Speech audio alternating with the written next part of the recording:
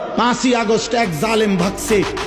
8ই December সিরিয়ায় বাশার আল আসাদ নামে আরেক জালেম পলাইছে।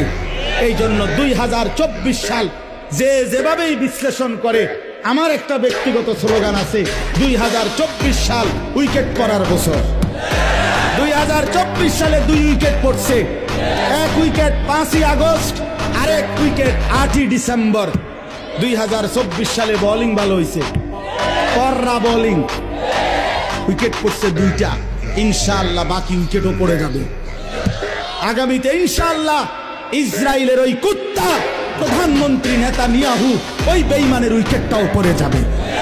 গুজরাটের কসাই অসংখ্য ইমানদার মুসলমানকে গুজরাতে হত্যাকারী, শহীদকারী এই নরেন্দ্র মোদীর উইকেটটাও পড়ে যাবে ইনশাআল্লাহ। হয়তো আনিস থাকবে না, কোনো অসুবিধা নাই। আমার রক্ত ঝরলেই জমিনে কোনো সমস্যা নাই। আমার মালিকের সাথে আমার বোঝাপড়া আছে ইনশাআল্লাহ।